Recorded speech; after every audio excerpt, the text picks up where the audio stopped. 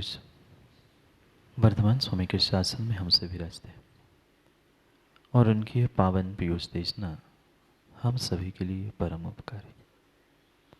अनादिकाल से हमारी आत्मा में जो जन्म, जरा और मृत्यु रूपी रोग लगे, उन रोगों का उपशमन करने वाली कोई परम औषधि है तो वह एकमात्र यह जनवाणी।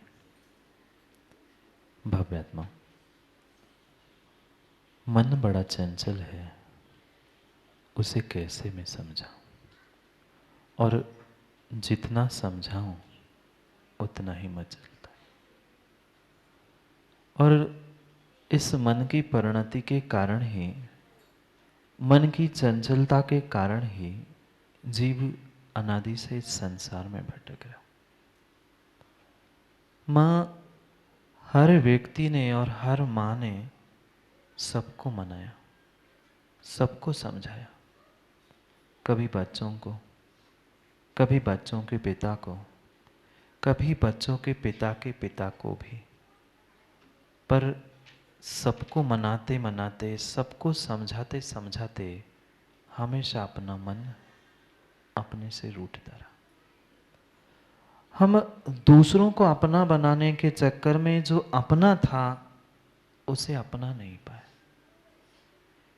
हर व्यक्ति, चाहे पुरुष हो, स्त्री हो, बालक हो, वृद्ध हो, हर व्यक्ति दूसरे को अपना बनाने के पीछे, उसको अपनाने के पीछे जो अपना था उस अपने को भूल गया।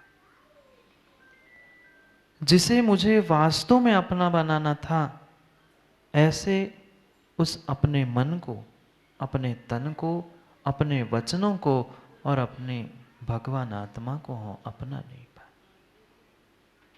पल पल में, क्षण क्षण में जो पुरुषार्थ, जो मेहनत हमने दूसरों को मनाने में और दूसरों को समझाने में की थी, अगर वह पुरुषार्थ माँ शायद हमने अपने आप को मनाने के लिए किया होता तो शायद दूसरे के घर में जाकर किसी दूसरों को मनाने की आवश्यकता नहीं।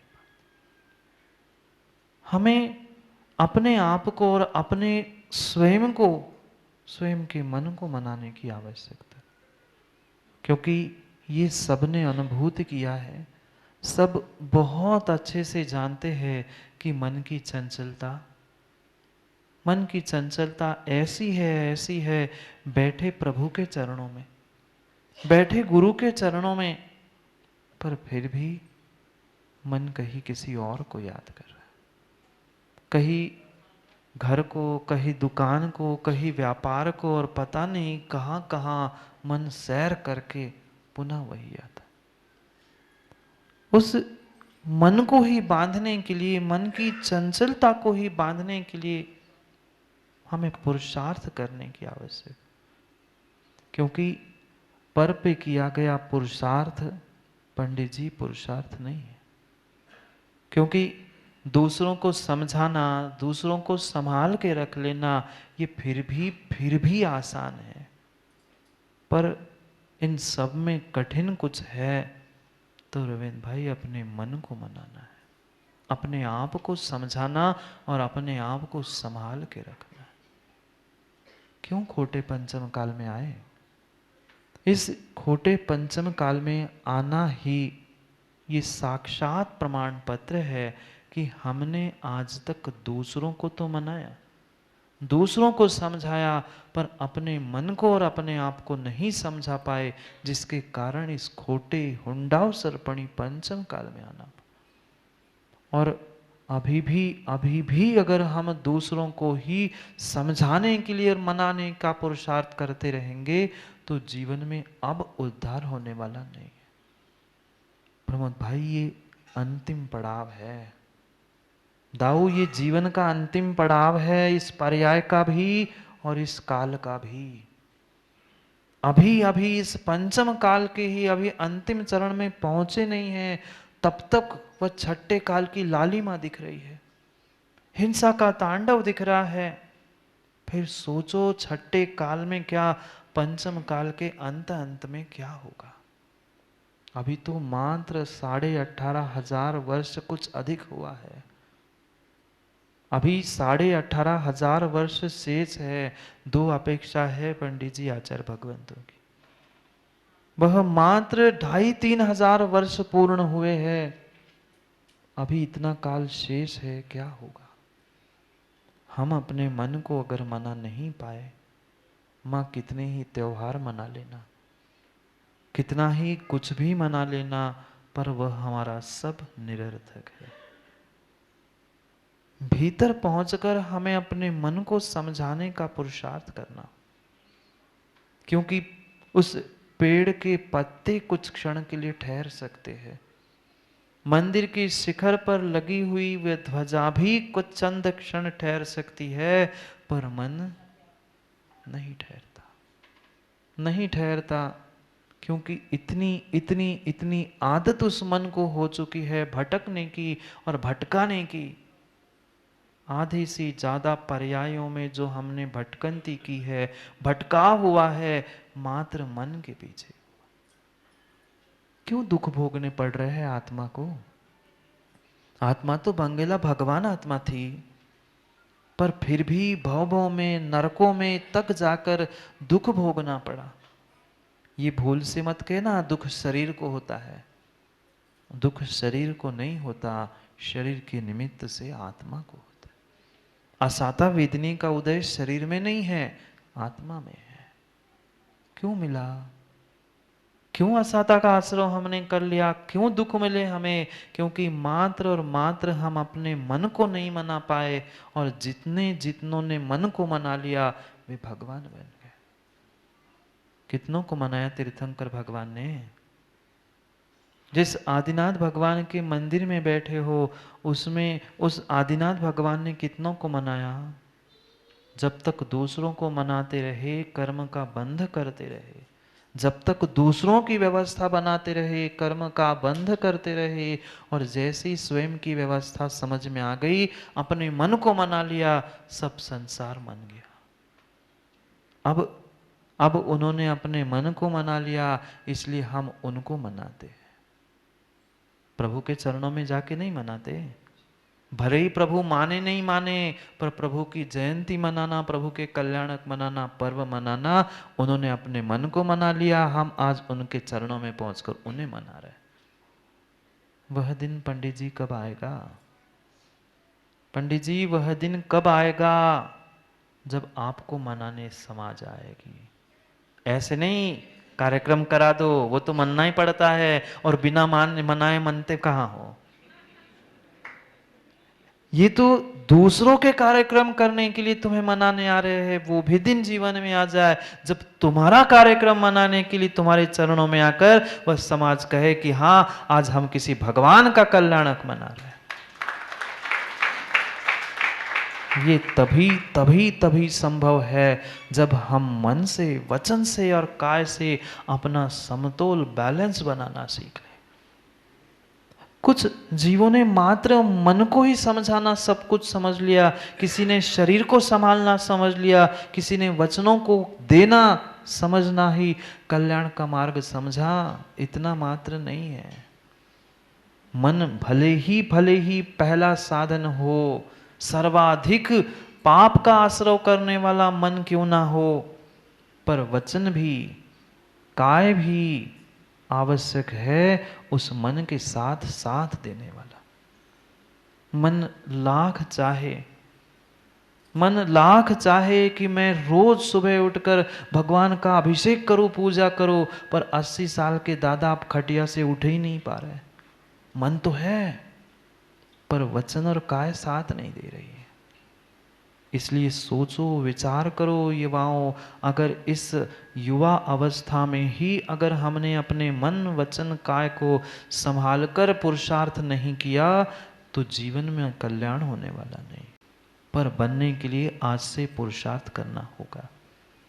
मन में जो सोचा होता है वह मात्र समय पे अगर हमने क्रियान्वित किया तो पक्का मानना उसे सफल होना ही होता है। 2-3 साल, 3 साल हो गए, क्यों मुकेश भाई, याद है? 3 साल पुरानी बात, जब इस मनोरा कॉलोनी में मात्र रात्रि विश्राम करने के लिए आए थे पंडित जी, भाई जी थे वेद प्रकाश जी ने खूब पीछे लगे, नहीं हमें आपको तो भले ही रात में रुक के चले जाना, और फिर आदत तो होती है पहले छिंगली और फिर कोचा। अभी भी ऐसे ही कि अभी मैंने मात्र कहा कि भैया ऐसा करना है तो मेरे ही गले में अब आप ही को आना है भगवान रखने के लिए, लो आदत है ये है मुकेश भैया, बुंदेलखंड की खासियत है चिंगली कोचारपुर, बस गला नहीं पकड़ना पंडित जी, बाकी सब ठीक है।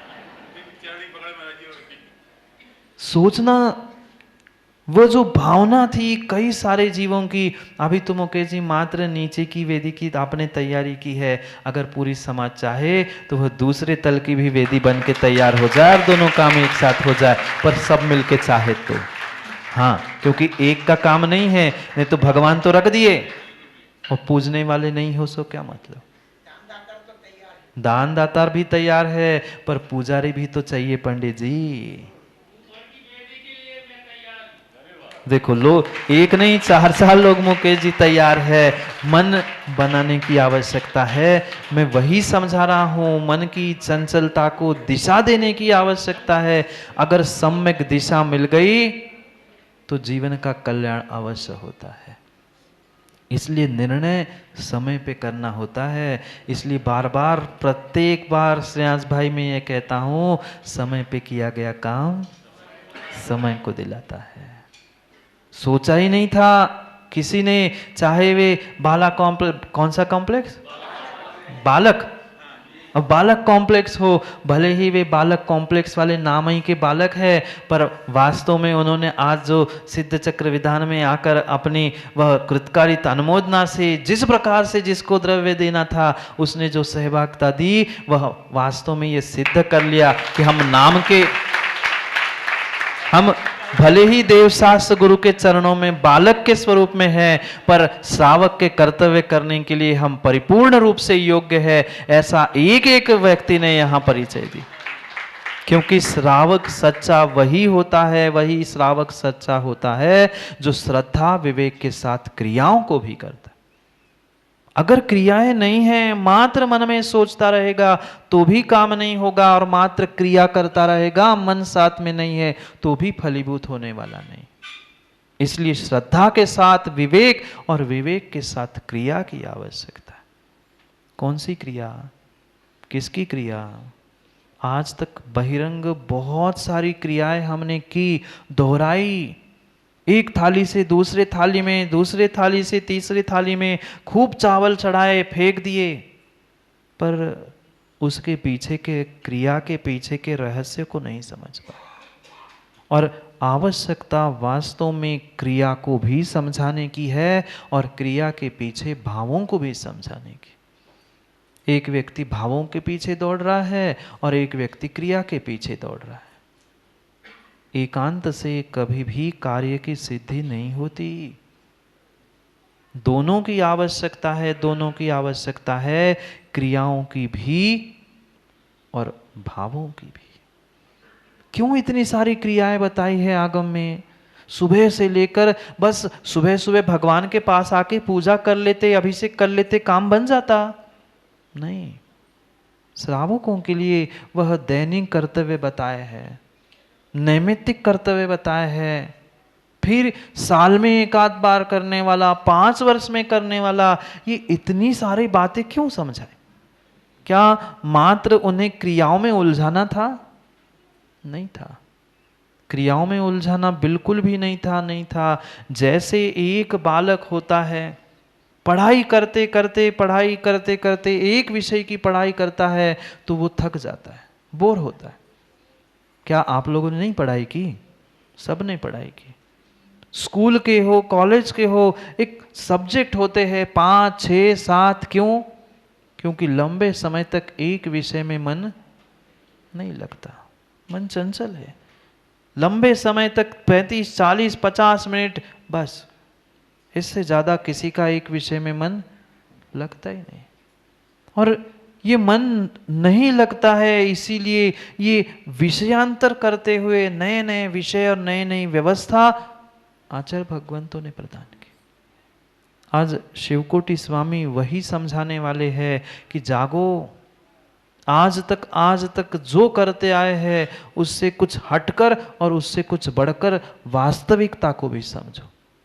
क्रियाएं तो करते आए माँ, षड आवश्यक का बिल्कुल बिल्कुल पालन करते आए, पर उन षड आवश्यकों का पालन करते समय विवेक कितना था? उन क्रियाओं के पीछे ज्ञान कितना था? उन क्रियाओं के पीछे कारण क्या थे? उसको समझकर मेरे भाव कैसे थे? उसके बारे में शायद हमने नहीं सोचा। और जब तक इन सबका समन्वय नहीं होगा तब तक हमारे व्रत, हमारे नियम, हमारी पूजा, हमारे आवश्यक कार्यकारी नहीं है। सुबह से लेकर शाम तक उस मन की चंचलता को हटाने के लिए, मन को कहीं व्यस्त करने के लिए 6 आवश्यक बताए, और उतने 6 आवश्यकों से काम नहीं हुआ। पुनः कहा कि 8 दिन में, 15 दिन में, महीने 2 महीने में पुनः पुनः रिवाइज करो। करना पड़ता है। आप सबके पास मोबाइल तो होगा ही, नहीं है मोबाइल नीतीश भाई? कितनी बार रिचार्ज करते हैं? हर जैसे जब जब जरूरत पड़ी तो मोबाइल को रिचार्ज किया। भले ही रोज वह आपकी वैलिडिटी का रिचार्ज नहीं हो, पर नेट तो रोज रिचार्ज मिलता है ना, 2 GB रोज का रोज मिलता है। एक दिन प्रयोग किया, पुनः दूसरे दिन मिला, पुनः दूसरे दिन मिला। क्यों? कि आज का कोटा इतना ही है, कल के लिए पुनः करना पड़ेगा, पुनः करना पड़ेगा। उतना प्रयोग करने के बाद फिर महीने की वैलिडिटी हो गई, पुनः किसी की 6 महीने की, किसी साल भर की। जैसे उस मोबाइल को रिचार्ज करते हो, ऐसे कभी जीवन को रिचार्ज किया? नहीं किया। मोबाइल को तो हम इतना ध्यान रखते हैं कि आज का डाटा मिला कि नहीं, कल कितना डाटा मिलेगा, आज का बचाऊंगा तो कल कैसे काम में आएगा, ये सब कुछ गणित लगाते हैं। पर पुण्य का डाटा कितना संचय करते हैं? क्या उस मोबाइल के डाटा की तरह, मोबाइल की नेट की तरह, उसको चार्ज करने की तरह जैसे हम पुरुषार्थ करते हैं, ऐसा कभी माँ हम अपने जीवन को चार्ज करने के लिए या पुण्य का डाटा सुरक्षित करने के लिए कुछ कार्य करते आए? नहीं किया, नहीं किया, नहीं किया। और इसी कारण से आचार्य भगवान कह रहे, तुम लंबे समय तक अगर एक कार्य करते रहोगे तो बोर हो जाओगे, थक जाओगे। इसलिए उस मन की चंचलता को रोकने के लिए तुम्हें ऐसा कार्य करना होगा कि मन को कहीं व्यस्त करो, मन को कहीं व्यस्त करो तो ही रविंद्र मस्त हो जाओगे। नहीं, वे मस्त है ना, नाम ही के मस्त है। व्यस्त जब तक मन नहीं है तब तक जीवन मस्त नहीं है।